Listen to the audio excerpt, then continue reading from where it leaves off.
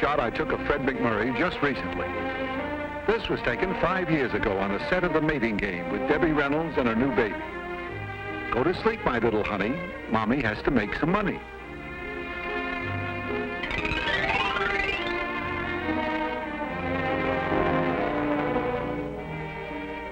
Here's a shot I took 10 years ago on location with Tyrone Power and Linda Darnell.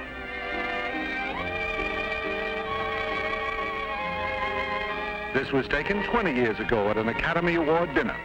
Norma Shearer, Herbert Marshall, and Clark Gable.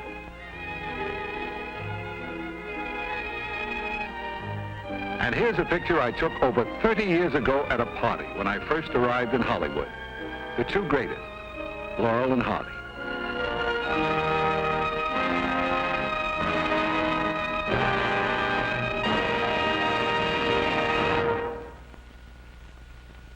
Good evening, ladies and gentlemen.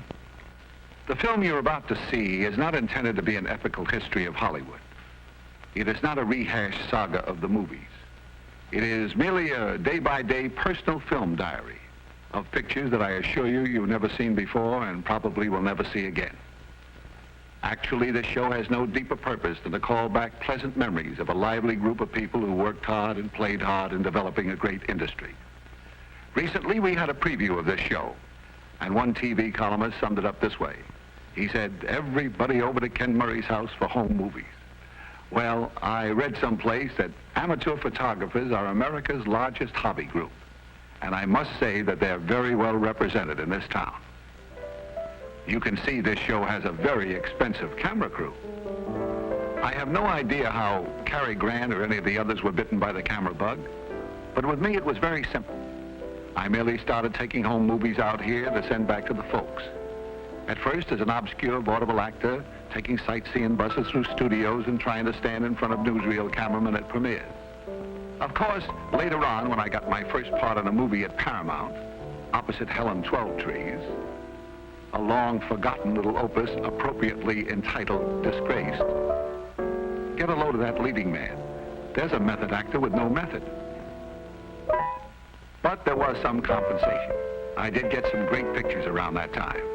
Here's a shot taken over 30 years ago on the Paramount Studio Street.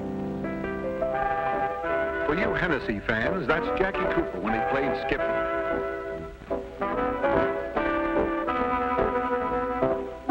He was warming up for a little publicity stunt with Groucho and Harpo Marx. That pretty starter is Carole Lombard.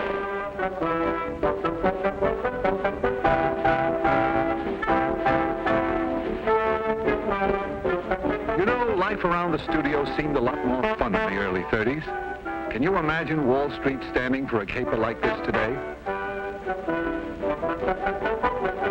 know who Jackie is waving at? Nick Lucas. He came over to have lunch with me.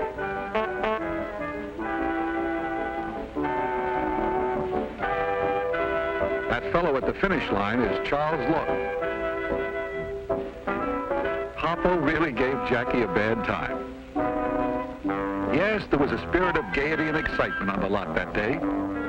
I don't know why that guy's spending so much time on his nose when it's the mouth that needs the attention. Joey Brown was making his first talking. And so was Cecil B. DeMille. I think this was Cleopatra, starring Cleta Kova. Here's a nice guy, Johnny Weissmuller. He was making a date for a premiere that night.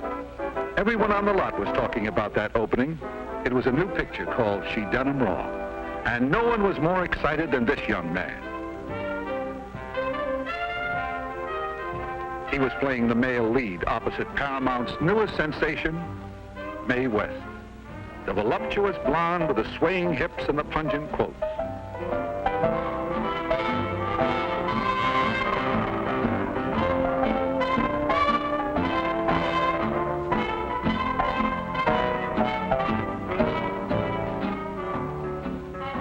This was a big night for Mae. She thanked Sid Grauman for the use of the theater and hoped everyone would like her new picture. If you watch very closely, you can almost hear her say, "Why don't you come up and see me sometime?" Mae could well be proud of this moment. The whole town turned out to pay her homage. There's the king of Hollywood, Douglas Fairbanks Sr. And wherever you saw the king, you were bound to see the queen, Mary Pickford, with Luella Parsons. Clark Gable with Rhea Gable, and Ruth Etting. Carol Lombard and a group of friends. Walter Houston. There he is with Jack Dempsey and Max Baer.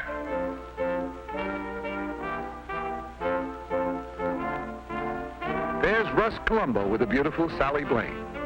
She's Loretta Young's sister. Looks like Weissmuller got his date. Lupe Valet. All right, so I'm a bad photographer. I cut off his head. And of course, George Raft was there. Mae West made our first picture with him.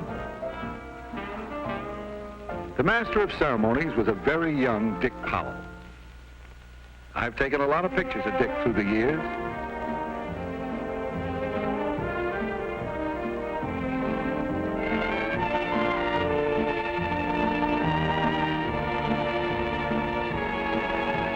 I was there when he took his first plunge at his new home in Toluca Lake.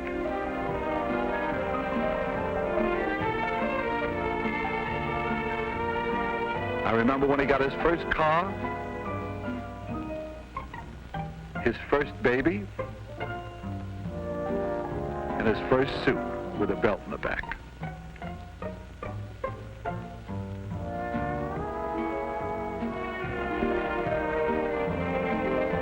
And I was with him when he caught his first marlin off Catalina Island. This was a very enjoyable trip. Weather great, fishing excellent. That's the bait.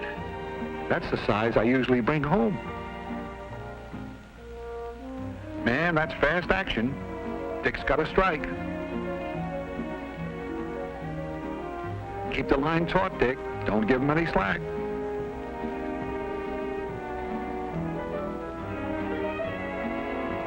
These are always anxious moments when they dance on their tail, trying to throw the hook.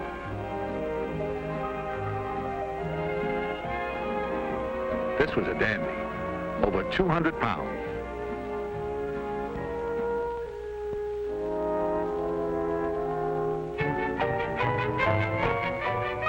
Boy, the chances a happy fisherman will take when he's excited. Yes, in the early 30s, Catalina was the place to fish, and Malibu was the place to own a beach house. It was a badge of rank to be a member of this colony, well worth the 25-mile drive to and from work every day. It was Shantytown Deluxe, where each shanty cost thousands of dollars. That's Arthur Lake, one of my first friends in Hollywood.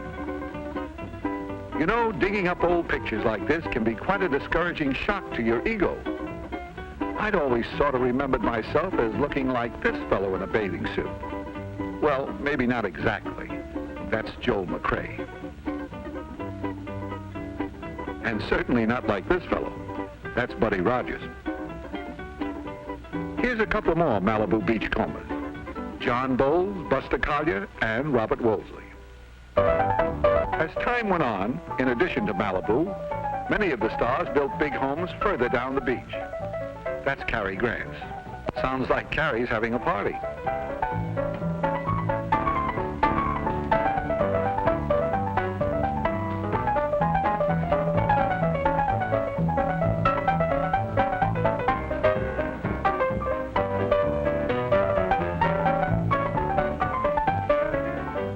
It isn't often that you can catch this guy napping. And here's another rare shot. Nowadays, you very seldom see a picture of Gertrude Lawrence, a charming girl. In the same group, Gregory Ratoff, and the beautiful Claire Windsor.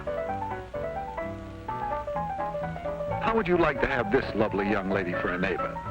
That's Norma Shearer. She just dropped in from next door. And Irene Dunn came right from the studio. Here is another picture of the host, but this was taken a long ways from the beach. This was on location at Lone Pine, California for a picture called Gunga Din. Man, I never saw so much action. That young man is the director, George Stevens. Victor McLaglen was in that picture. No doubt about this being a home movie. Vic is sure out of character. And there's the fellow who played the title role, Gunga Din. He's one of the finest character actors on the screen, Sam Jaffe. Today, you TV watchers know him as Dr. Zorba. When this picture was taken, Ben Casey was 8 years old. Cary Grant tells a very funny story about working with this elephant. Her name was Annie, and he said he spent so much time with her and she became so attached to him that every night she would trumpet and bellow and carry on, keeping the whole company awake until he went over and slept beside her. That Annie had a pretty good technique, using Cary Grant for a tranquilizer. Beautiful country up there at Lone Pine. I didn't take these shots. They were taken by Grant himself. You'd never guess who's holding that snake. Another star out of Gunga Din. Douglas Fairbanks Jr. Nice shot. I think that Grant is a little more artistic than I am. And here's another artistic photographer, Lew Ayres. He has quite a collection himself. The reason he was so amused when I was taking this picture recently is that he was kidding me about the first shot he ever took of me with his camera. There it is. Portrait of an early American hot rodder. Don't laugh. Beneath that pile of tin, there throbs a Model T. Of course, it doesn't throb unless you give it artificial respiration.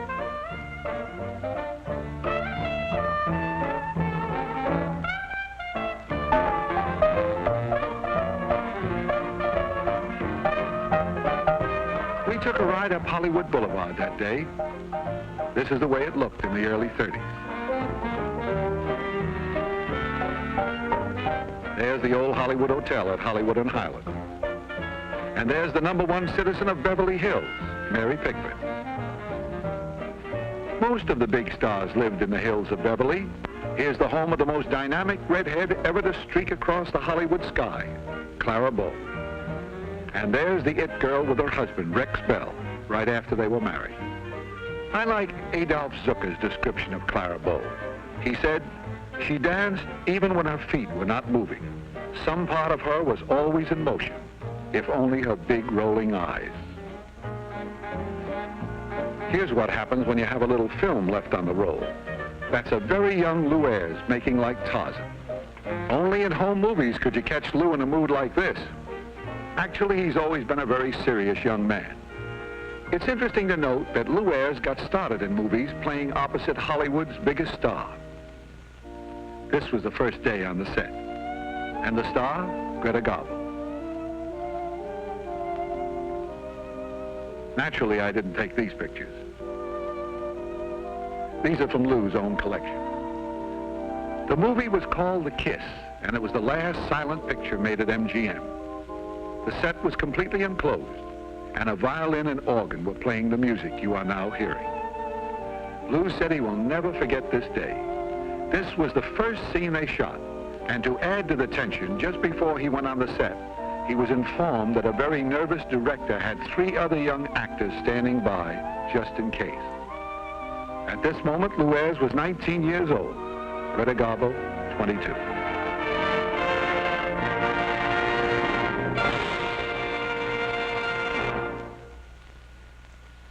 I hope you don't mind me bringing you out on the stage like this, do you? Mind if you hadn't brought me out here, I'd have slugged you. Well, what do you mean, Kirk? Well, I tell you, Ken, I just went up to Albany to visit my family. I have my 6 sisters and my mother. And, you know, I'm beginning to think they think I'm rather a failure because I'm not on television. Yeah. You know what my mother said to me? She said, Kirk, now, why aren't you a big star like Ken Murray? Oh. A natural reaction. Seriously, what does she mean by that? Well, I'll tell you, Ken, she figures it out rather accurately. You see, my pictures come to Albany about, once, twice, sometimes 3 times a year, whereas the Ken Murray show gets there about every week. Yes. So therefore, she wants to see me on television. Well, your ma's a real television fan, then. She watches our show, is that right? She's watching it right now. That's why I'm here. I wanted her to know that I know some big stars. Well, you, Ma... Ah, look at me.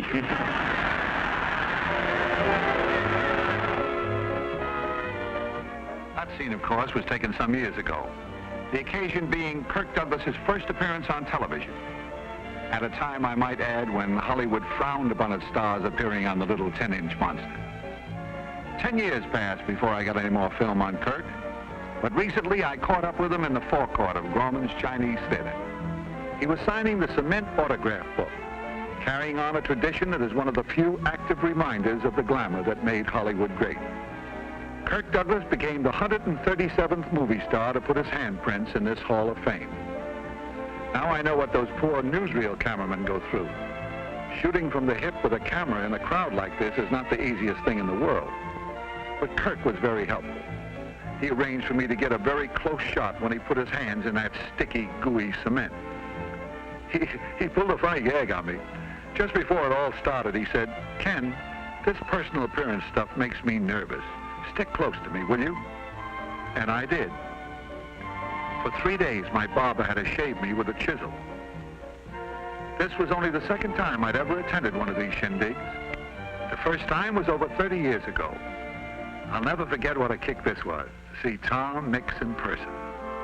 He'd been my boyhood idol on the silent screen since those days when I would go to the Nickelodeon with my pop every Saturday afternoon. I got to know him pretty well in his later years. This film was taken at his ranch in 1940. Tom was the first of the true cowboys and had a real exciting life. He began punching cattle at the age of 12. At 18, he was a rough rider with Teddy Roosevelt, then a Kansas sheriff and later a Texas Ranger. I had to send this picture back to the folks. That's the original horse, Tony, who was 30 years old at that time. Tom Mix told me that day that he came to Hollywood in 1910 determined to make $1 million. Well, he made it, and spent much of it on high-spirited horses, high-priced cowboy duds, and high-powered automobiles. You know, it's ironic that this man who had risked his life hundreds of times in daredevil stunts on horses should meet his death in an automobile. He was killed in this car 2 weeks after this picture was taken. And here's the fellow who introduced me to Tom, Johnny Mac Brown, quite an athlete himself. All-American football player, movie star, and one of the nicest fellows you ever met. Pretty fair horseman, too. Oh, well, you can't win them all. I lived with Johnny Mac for a while. We went to a lot of rodeos together. I got pictures of Hoot Gibson and Buck Jones. We even visited Hopalong Cassidy on location.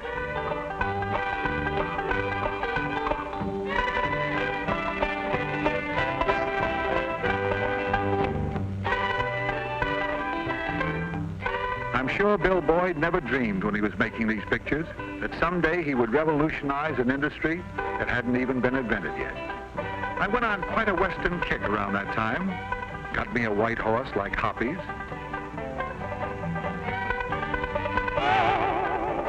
Learned to spin a little rope.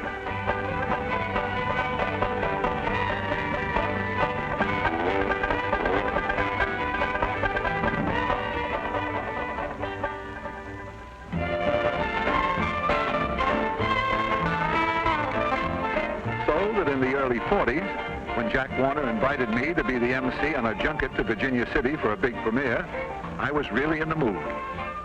This was a real exciting trip. In my whole life, I've never seen so many movie stars corralled together. There's just too many here to name individually, but I got some good close-ups later on. There's the star of the picture, Errol Flynn.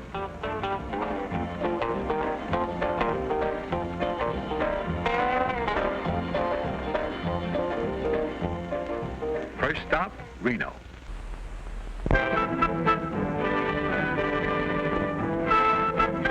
This was surely a great way to exploit pictures. How come we don't do this no more? We were all a little punchy by the time we hit Virginia City. That's Wayne Morris. Alan Hale agrees. He had a good time. Humphrey Bogart and Mayo Matho. Jane Wyman, Mary Astor, my next-door neighbor back home. There's Hoppy again. The grand old man of the movies, Hobart Bosworth. And a good friend, Leo Carrillo. On the way home, Warner Brothers arranged a side trip to Sun Valley. You know, when I was a kid, my ambition was to be a locomotive engineer. Riding in the cab of this Union Pacific engine was the nearest I ever came to it. Sun Valley. This has always been Hollywood's favorite place for winter sports.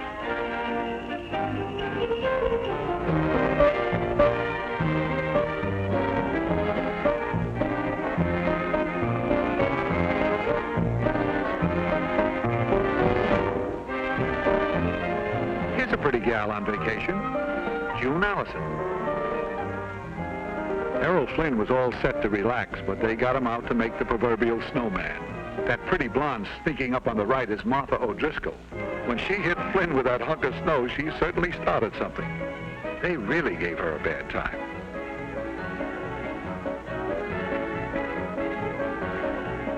That's Johnny Weissmuller.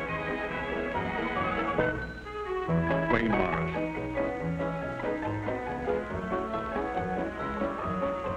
Wait till you see what Johnny does to that poor girl. That's Reggie Gardner. This is one of those wild Hollywood parties you're always reading about. And there's some guests from the hotel watching the goings-on. Laurie Calhoun in the middle. The gal on the right, of course, is Lucille Ball. These aren't the only pictures I have of Lucy. Here's one taken long before television. And here's another, taken on the set of a movie called Fancy Pants. That's George Marshall, the director, and Lucy stand-in.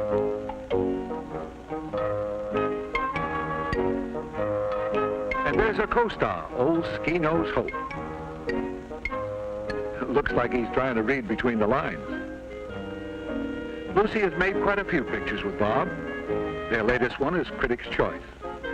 This particular day, Lucy had to do a scene where she took some falls, and boy, did she work hard. Now mine, that was just a rehearsal. All right, action. Uh-oh, something went wrong, and she's got to do it again. Someone once said that Lucille Ball stands alone as the greatest comedian of our time. And that goes for sitting down, too. Here's another part-time cowpoke from Hollywood. But this picture was taken a long ways from Sun Valley. I took this at the El Mirador Hotel in Palm Springs. That, of course, is Robert Taylor.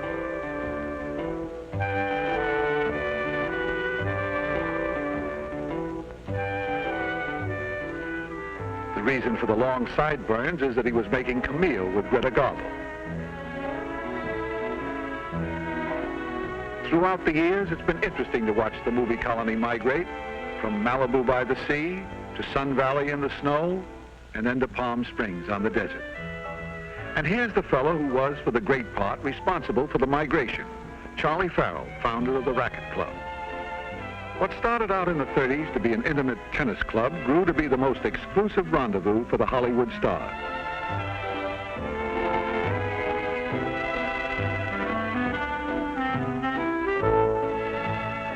In the late 40s, I spent my honeymoon here. As a matter of fact, that young lady walking around the pool is my new bride. This was Christmas time, 1948, and everyone was in a festive mood. Annie Bryce, beautiful Margaret Sullivan, Joan Davis. She was in rare form that day, full of fun.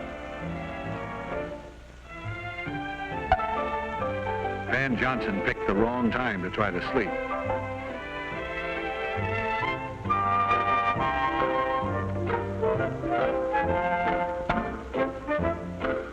Here's one of the prettiest girls ever to grace the screen, Donna Reed. Today, most people associate Donna with her TV husband and family. But in real life, this is the lucky guy, Tony Owen.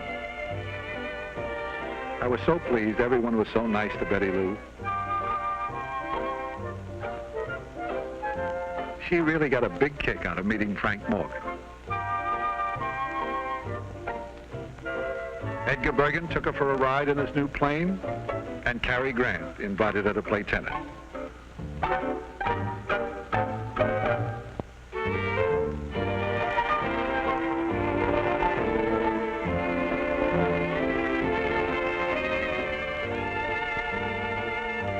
You know, a thing like this might make some husbands very jealous, but not me.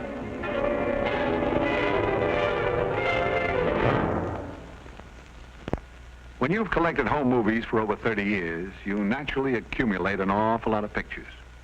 I'd moved around a lot in the last 3 decades, so locating and looking at miles of film for interesting shots was a king-size scavenger hunt. It's like rummaging through an old attic. You turn up a lot of junk, but occasionally, if you're lucky, you may find a rare masterpiece. And I think I did. It was a long-forgotten can of film. Lifting the lid was almost like opening King Tut's tomb. For inside were pictures which no one had ever seen before. Home movies, taken years ago within the confines of the largest, costliest, and most imposing private estate on the North American continent, San Simeon, the fabled citadel of William Randolph Hearst. Located a little over 200 miles up the Pacific coast from Hollywood on a high peak of the Santa Lucia Mountain. This past summer, I revisited San Simeon. The last time I was here was by invitation, but today it's open house for everyone in the world. I paid my admission fee and was one of the 2,000 tourists that day who took the 5-mile bus trip up the Enchanted Hill.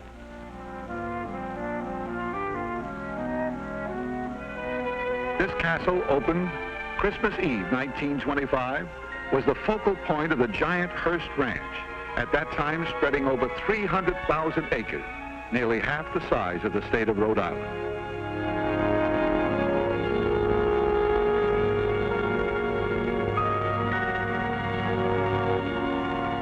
La Casa Grande, housing the largest private collection of art objects in the world, valued at over $50 million. Mr. Hearst called it his little hideaway.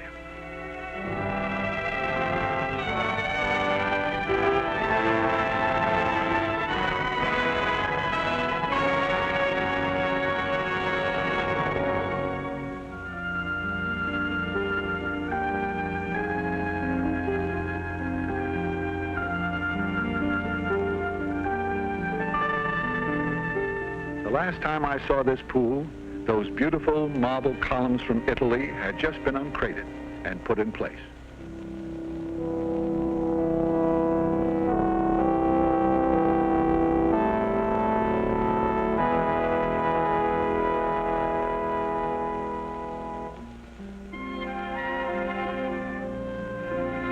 I slipped away from the tour for a moment to see if there were any changes in the guest houses. No, my little bungalow was still there. Imagine me sleeping in Cardinal Richelieu's bed. Today, San Simeon is a state monument. But during its heyday, which spanned the roaring 20s and the fabulous 30s, it was the gathering place of the Hollywood immortals. With guests like Marie Dressler, seen here clowning with the host, William Randolph Hearst. That outfit she's wearing looks like a flea-bitten version of Touch a Mink.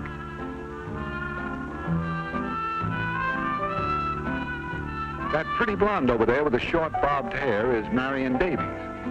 Although she typified glamour on the screen, at San Simeon she joined in the fun. Marion Davies was one of the best-liked members of the motion picture colony.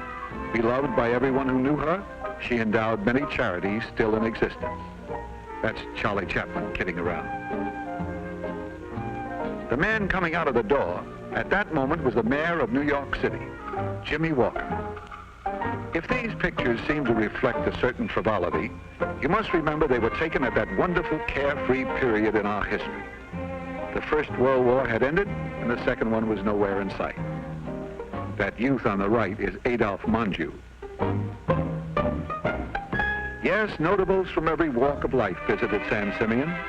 That's Paul Block, the newspaper publisher, chatting with the mayor. The fellow kneeling down in front of this group is George K. Arthur, the comedian. And the attractive girl on the left in the print dress is Hedda Hopper. Standing next to Hedda is the founder of America's largest bank, A.P. Giannini. John Gilbert and his wife, Virginia Bruce. Claire Windsor and Dolores Del Rio.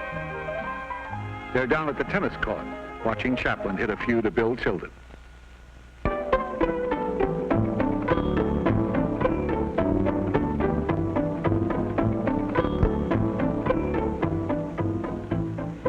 That teenager on the right is Carol Lombard. Nothing pleased the host more than when everybody got out of doors in the afternoon to take part in some group activity. He was proud of San Simeon and eager for his guests to enjoy it to the full. Many people have the sense of acquisitive possessiveness, but William Randolph Hearst was the only man ever able to indulge it to the hilt. But it was a strange paradox that this fighting giant of journalism with all his vast collection of material wealth should also have a tender passion for the treasures of nature, flowers, trees, and animals. Yes, Mr. Hearst was a happy man at San Simeon. Whether he was conducting business with his secretary or welcoming a famous guest like Lindy. In town, he was very reticent about having his picture taken, but up here he seemed to have no objection. He'd even kid about it. Part of the daily routine was to move the guests to the adjoining zoo to witness the feeding of the animals.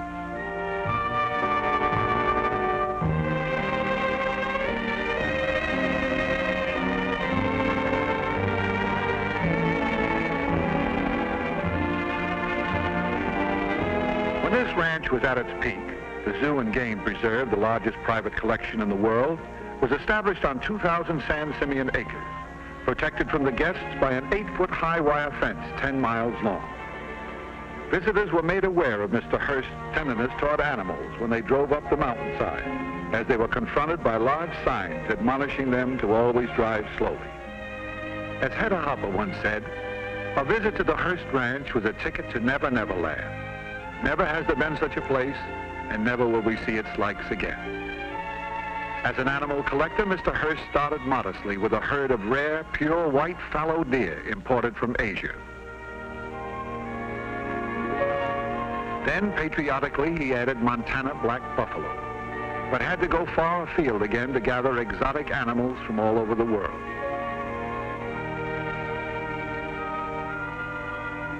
And when these animals stopped in the middle of the road, you stopped.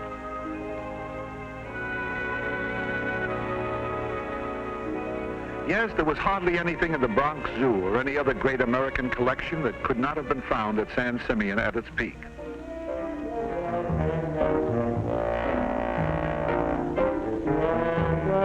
If you were with us at Malibu Beach a little earlier in this show, you'll recognize my old friend Arthur Lake. Camels or horses, he's always been the bravest in our set. Watch out, Dagwood, or you'll get your arm in a sling again. Seriously, I'll always be indebted to Arthur for helping to make possible many of these pictures. He was the one who introduced me to Mr. Hearst. And that's Arthur's pretty wife, Pat Lake. She's Marion Davies' niece and was a great favorite of Mr. Hearst. She was also very helpful in persuading the host to pose for some of these pictures. Before I left that day, I had to take one more shot of that main entrance. Everything seemed so much the same that I almost expected our host to come out of the door.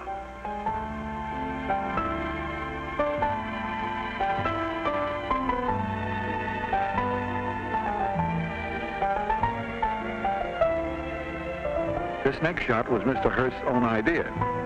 He said, let's make believe the camera's running backwards.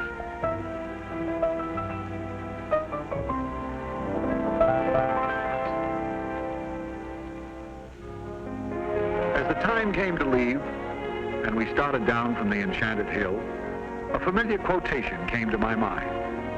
I think it was Kipling who said, "The tumult and the shouting die, the captains and the kings depart." It seems so true here at San Simeon. Long after its builder's vast newspaper chain and political influences are forgotten, he will be remembered as America's greatest art collector and the creator of San Simeon.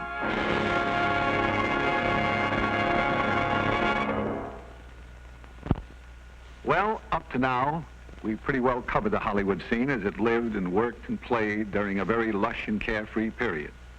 Roughly that quarter of a century of miraculous prosperity between the arrival of sound pictures and the threat of the television age. Of course, I didn't take all these shots, and I may have mixed up some of the times and places, but after all, it's very difficult to remember everything that happened over that long a period. But I'm giving you the same treatment I gave my folks. I was never one to spoil a good story by the lack of a few facts. Naturally, my camera couldn't capture all that was happening throughout the years, so during the 12 months that it took me to prepare this show, I went through thousands of feet of home movies from the personal collections of these stars here in Hollywood. And this is as good a time as any to express my appreciation to all these friends for permitting me to add some of their exclusive film to my own personal collection. Film which obviously was only intended to be shown within the confines of their own living rooms for the amusement of their family and friends. And today, with Hollywood using the whole world for location, there's plenty of opportunity for these camera buffs to get very unusual pictures. Here's a fellow who had a most interesting experience in Africa, Eddie Albert. You are now going down the Ogawi River in French Equatorial Africa.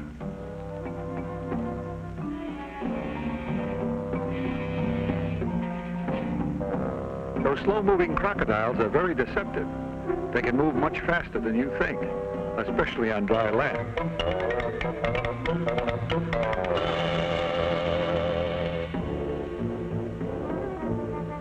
Miles from civilization in a little settlement called Gabon is a small jungle hospital run by one of the most dedicated men of our time, Dr. Albert Schweitzer. I sure envy Eddie. What a great picture to hand down to your grandchildren.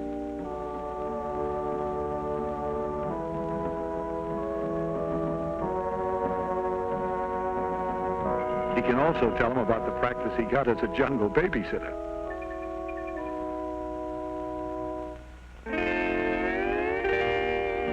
In the last year or so, I've taken a couple of overseas trips myself, but to places where the natives were a little more sophisticated.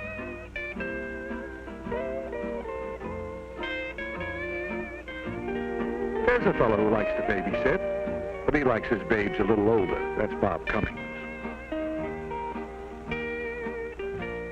I didn't do so bad with the native girls myself.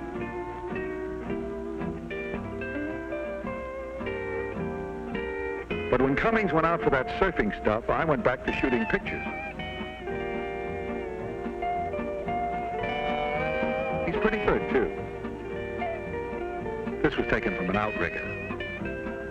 Just to show you how the jet age has shrunk the world to a sleeper jump, one morning I took this picture of Bob riding a surfboard off Diamond Head. And 14 hours later, I took this picture of him riding a rickshaw in Hong Kong.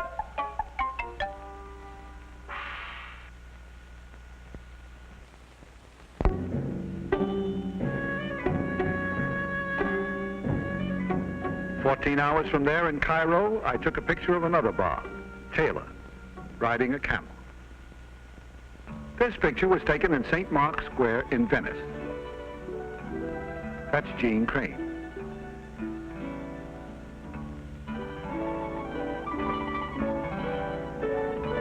There's only one thing to do in this town.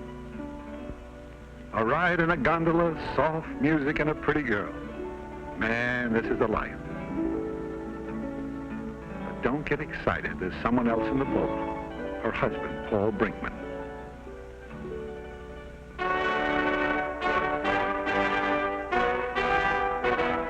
It was winter when we hit merry old England, and of all the unlikely people to meet at the Tower of London, especially where Anne Boleyn had throat trouble, was this fella, Pat Boone. If there's any doubt that people around the world still regard Hollywood stars as a glamour symbol, they should have been with me in Nice this past summer. Hundreds of people lined the streets and cars were locked bumper to bumper watching Glenn Ford and Hope Lang shoot a picture called The Grand Duke and Mr. Pym.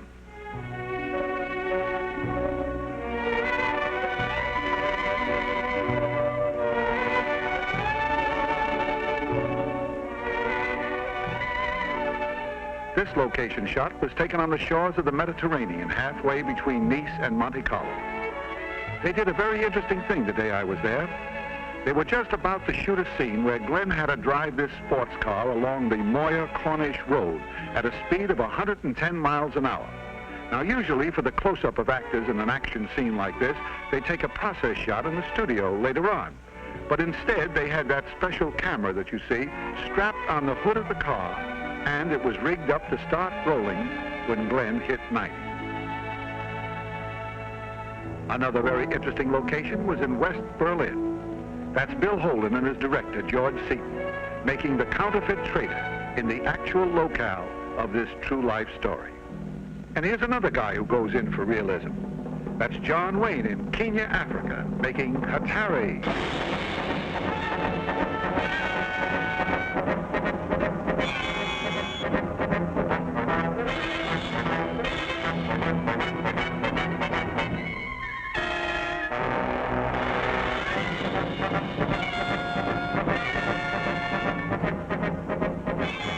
This shot is not in the picture.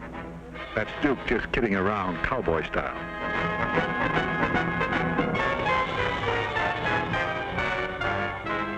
Yes, they're shooting movies all over the world, but they're still making great pictures in Hollywood. Just recently, I worked in one at the Disney studio called The Son of Flubber. It was a sequel to Disney's big comedy hit, The Absent-Minded Professor. Fred MacMurray was the star. Fred seemed to get a kick out of my camera assistant. I had the whole family working that day. Those are my two daughters, Pammy and Jamie.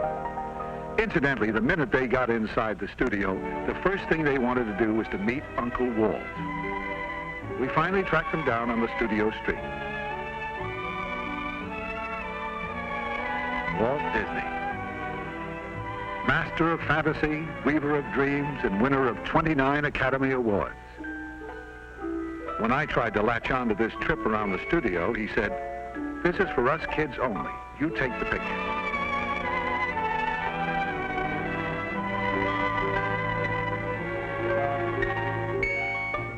But I hitched a ride in the rumble seat. For my two little girls, this must have seemed like a ride on the flying carpet.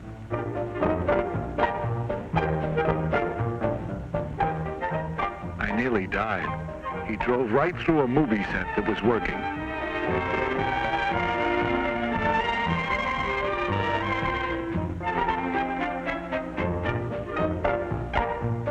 Incidentally, this is their first attempt at photography. Can't you tell?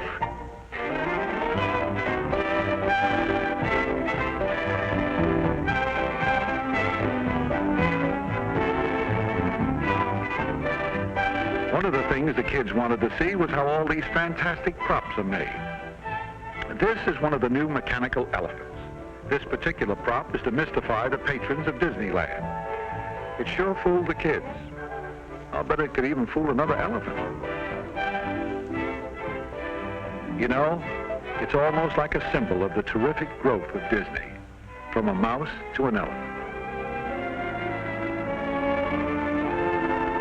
As my two kids followed their favorite Pied Piper down the Zorro Street, it occurred to me that here is surely the Hans Christian Andersen of our time. Hollywood can well be proud of this man, who, the mere mention of his name in any nation throughout the world, brings a happy gleam of anticipation to all those who are young at heart.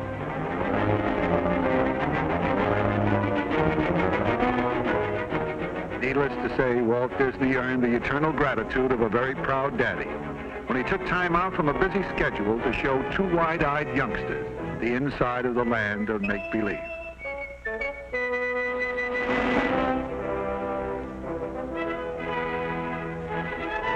I don't think the girls were as impressed with Daddy's heroics as they were when Fred McMurray invited them for a ride in the Flubber car.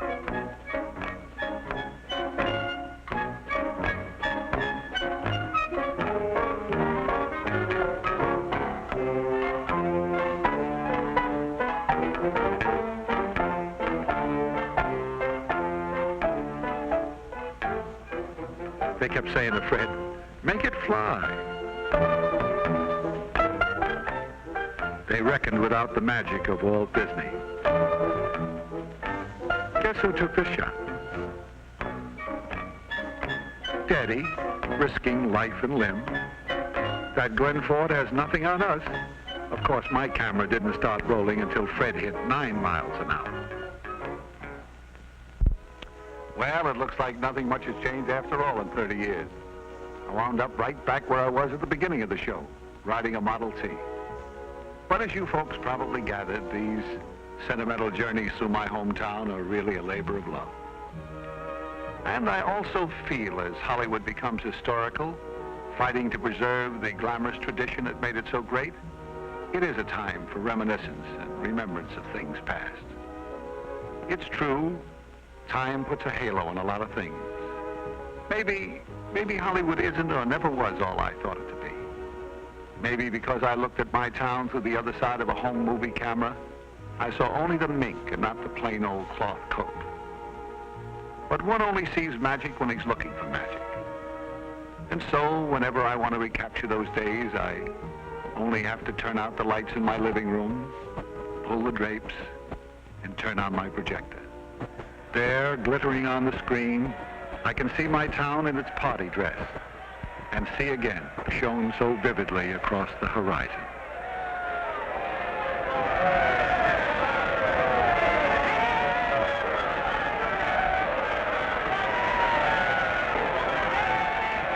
And now, here comes a young lady who has created a real sensation in the picture business, having won all kinds of awards as the #1 newcomer of the year. And believe me, a swell gal with it. Take it from me, I know her for a long time. Miss Marilyn Monroe.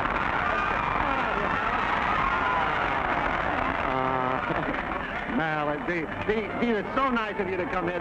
You know, they say that beauty is a thing of, that a thing of beauty is a joy forever. I want to tell you, someday you're going to make a man a wonderful annuity. Now, come on over here a little closer. This is your television premiere, isn't it, Mariel?